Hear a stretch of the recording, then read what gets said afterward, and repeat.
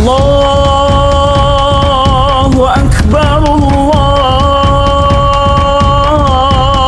Akbar, Allahu Akbar. La ilaha illallah, wallahu akbar. Allahu akbar walillahil hamd. Assalamualaikum warahmatullahi wabarakatuh. Perkenalkan, nama saya Citra Aulia dengan NIM 2008 1054. Saya dari jurusan Tadris Matematika.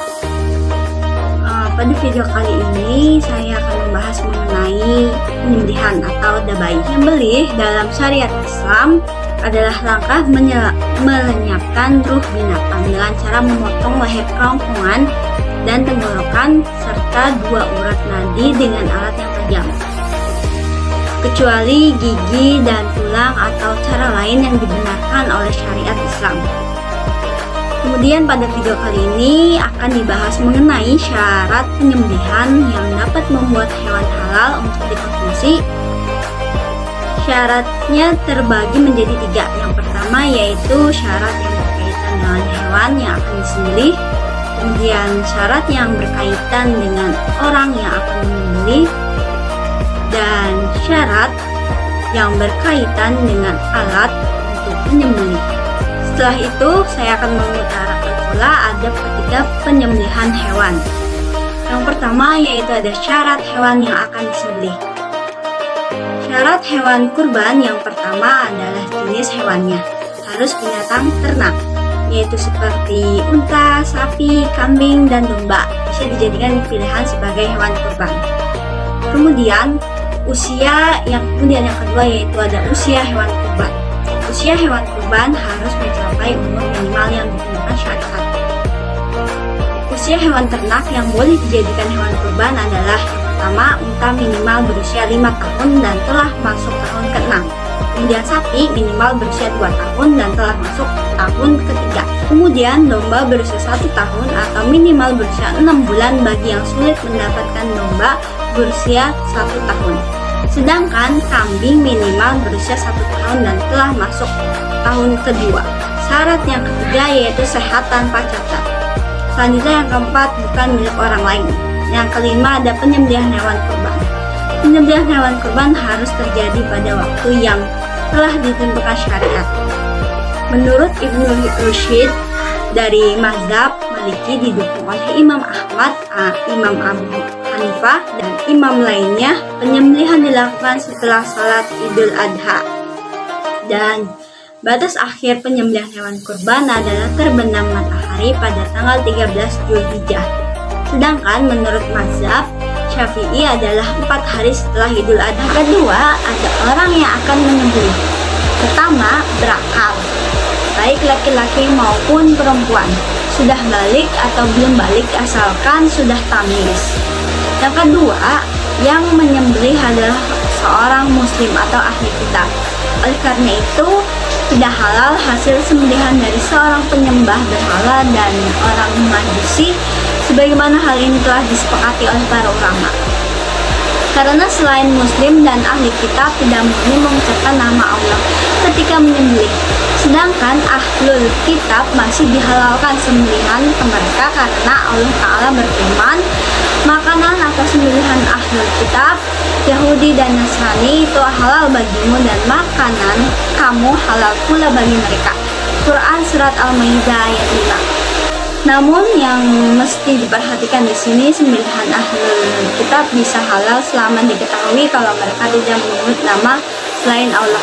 Jika diketahui mereka menyebut nama selain Allah ketika menyembelih, semisal mereka menyembelih atas nama Isa Al-Masih, Uzair atau berhala, maka pada saat ini sembelihan mereka menjadi tidak halal. Menyebut nama Allah ketika menyembelih.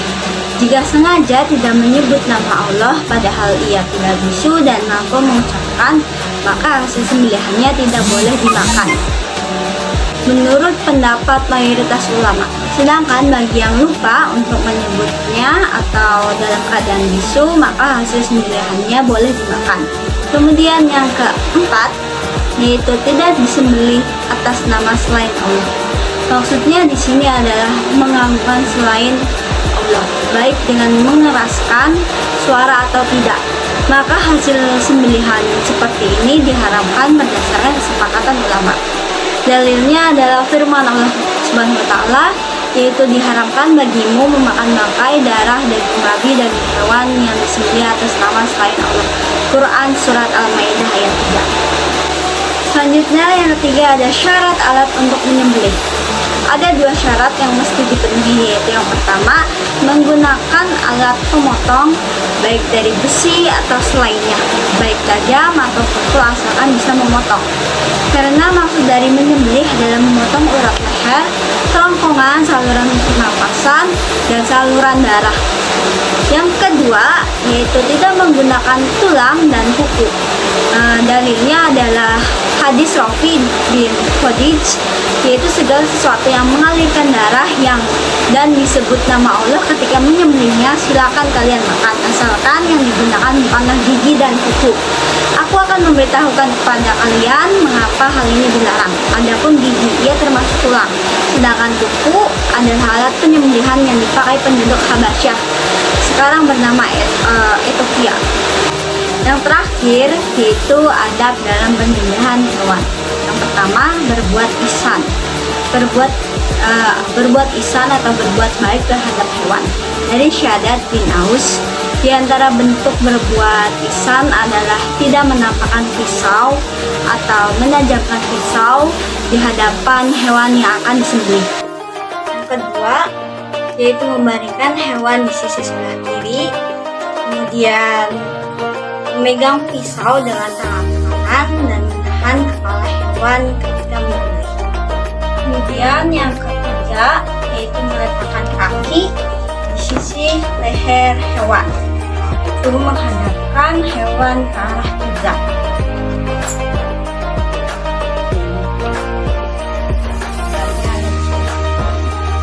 Yang kelima dan keenam mengucapkan tasmiyah atau basmalah dan takbir. Setelah itu menyembelih dengan cepat. Anggap saja boneka ini sebagai hewan kurban kambing atau sapi. Hendaknya penyembelihan dilakukan dengan menggorokkan pisau ke depan dan ke belakang dengan kuat dan cepat, serta dengan pisau yang tajam. Sesuai dengan hadis riwayat Ibnu Al-Asya dari Syaddad bin Aus, Nabi SAW bersabda, sesungguhnya Allah Subhanahu wa taala sudah mewajibkan untuk segala sesuatu jika kalian menyembelih, maka berbaguslah dalam penyembelihan dan tajamkanlah pisau kalian serta tenangkanlah hewan sembelihannya. Kemudian dua saluran yang harus putus dalam mazhab Syafi'i, ada dua saluran yang wajib putus ketika hewan disembelih, yaitu yang pertama saluran nafas atau hulqum dan yang kedua saluran makanan atau ma'rif. Sudah dibahas mengenai syarat penyembelihan. Sekian dari saya, kurang dan lebihnya mohon dimaafkan. Wabillahi taufiq wal hidayah. Wassalamualaikum warahmatullahi wabarakatuh. Terima kasih.